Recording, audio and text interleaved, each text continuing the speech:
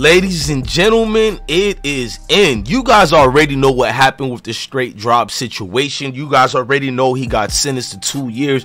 But what you don't know is I really do believe Memphis Police Department, justice system, all that are hiding the truth. Because the judge in Straight Drop case, Mark Norris, who is the new federal judge, well, he became the new judge in 2019. We're going to break that down thoroughly. This man does not want to see Straight Drop at all.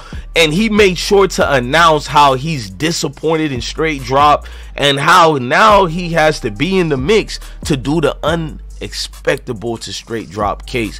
Now, ladies and gentlemen, we're going to break this up. We need y'all to hit the like button.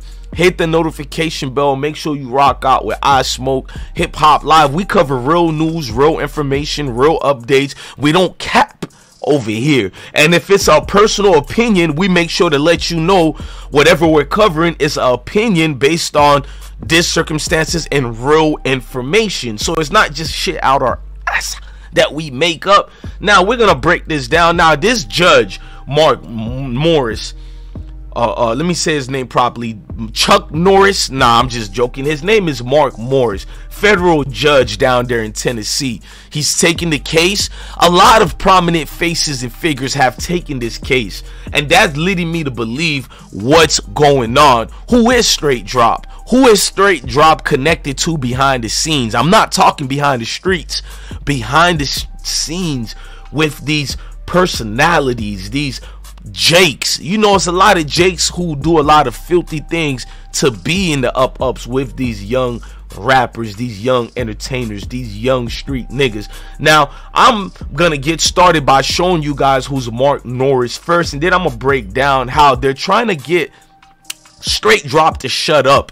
Because if you looked at how they gave him the 2 years, my cousins and friends always been getting ramifications for violating probations. We know how that go already. We already know how that go. Now my bros and them is showing the way the violations of that gets, you know, shut down real quick. If you got cases going on, we know Straight Drop was facing a lot of years for multiple different cases. He beat all of them, which we knew allegedly. That tells us something is going on with the state of Tennessee and Straight Drop. How, you know, we showed you paid hitmen in Tennessee. All these, it's not just speculations only, but a lot of these things can be substantiated that, you know, a lot of officials and service members of the state of Tennessee have dwindled themselves down to the corruption side of it and worked with a lot of these dudes. Now I think Mark Norris knows something, and he's going to get Straight Drop to be quiet. But let me introduce you who Mark is. A lot of people are not familiar with him. Well, ladies and gentlemen, this is who Mark is. It's problematic, but it's problematic from a number of states of Tennessee. I voted against it last year. I was prepared to vote against it again this year. It's problematic, but it's problematic from a number of perspectives. Yet they are here. Yes, they are. So what would you propose to do about them if they're here? You can't send them away, can you? No, but it's interesting that the state of Tennessee joined with a number of other states this week and filed an amicus brief in the Ninth Circuit case out of Hawaii. And I've got it right here in front of me. It's interesting that the introduction summary of the argument says, and I quote, "After multiple proposals drew public attention to serious flaws in the pre-existing vetting scheme for aliens residing abroad who wish to enter this country with visas or as refugees, the executive branch made a policy decision entrusted to it expressly by Congress." And they go on to support the president's executive order on immigration and refugees. That was a very interesting sort of admission about the vetting process. Now that's slightly different than the tack you're on, but it's interesting. I mean, Now, my sister vets. some of you guys don't realize what you just watched in that video highlighting what's going on. This man, basically the Senate Majority Leader, Mark Norris, he's been named to the federal judge in West Tennessee, if you guys don't know, and that's West Tennessee, but still a federal judge presiding over Young Dolph case as well. Now, he said he's ashamed of what Straight Drop did. He's feeling bitter by it. Before I read more on Mark, let's read what he said about the Straight Drop situation, because it's the point that he said, "I'm bitterly disappointed with Justin Johnson.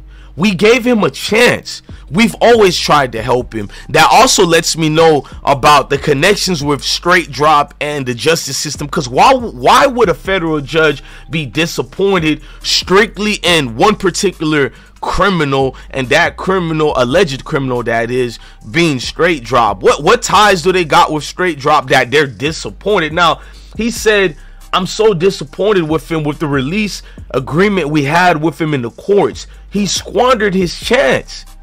We've stayed helping him and he left us with no other choice." A federal judge said he was bitterly disappointed that one of the men charged with the murder of rapper Young Dolph violated his supervised release over a previous weapon charge. Now, the officer of the court said Young Dolph's murder suspect, Justin Johnson, we gave him the grace, the grace the system gave him. We gave him a lot. Now, according to Action 5, Judge Mark Norris gave Straight Drop an earful at the Tuesday, April 12th hearing over his probation violation. So if you guys don't know what that means, it means during this probational period and violation, the judge was making an example of Straight Drop in front of the other suspects and in front of the world for a reason. They're trying to shut him up, y'all. Painting a picture on an empty canvas is the best way to get people to believe what you're saying. Now, it's a lot that was going on with that. Like, we know Justin Johnson pled guilty to not being regularly employed and missing mandatory drug screenings and therapy, failing to seek permission before leaving a jurisdiction and being arrested. Now, they know he violated his probation, but they also should understand this is one of the most serious cases you're going to go through in your life. If he failed his probation, it should be something in the appeal that he'll get the win, because his life was endangered. He was on the run because people are saying he killed this great Memphis legend. It's a lot that was going on. Now, Johnson pled guilty, we know that, but he could have been forced also by this Mark Norris taking over the case. It's a lot of high-powered people involved in this case, so we don't know what's going on behind the scenes. We don't know who's telling who to be quiet, not to say anything about these cases and situations. Now, the travel and the arrest are connected to the Young Dolph murder. I want you guys to know that his violation of his case is being connected to the Young Dolph murder, but they're trying to make you guys think it's two separate cases, it's a separate situation. But best believe they tied it to the Young Dolph case and trying to find the best way to make him guilty with limited evidence and resources to find him guilty. Now, all the reports are showing that I'm correct about there's a situation going down there in Memphis. People are trying to make people hush up and be quiet. The U.S. Marshal Service, Memphis Police Department, Crime Stoppers, and Tennessee Bureau of Investigation had offered a reward of $15,000 for information. Now, people told me allegedly it's no real reward. It's the quiet game, elimination game. Wipe certain people out and keeping no drops spilled. Johnson was sentenced to the 2 years for the violation, and the man said he was ready to get this hearing over because he has a lot going on with the Young Dolph case. That's what he said, and that's what he let them know. But a lot of people are not going to let that go. They still believe this makes him guilty. They believe this is the open and shut case they've been seeking and waiting for. Me, on the other hand, I said it leads to more speculations, but also substantiated facts that nobody in this case could be trusted, and the main people who can't be trusted is the main key people who are involved in this, which is the judicial system that we believe is involved in it. So at the end of the day, I'm going to take my time with this case. I'm going to give you guys updates on anything on this case that can give you closure in any type of way. I'm gonna still be a real street one and not get anybody indicted, not get anybody caught up or locked up. You can do a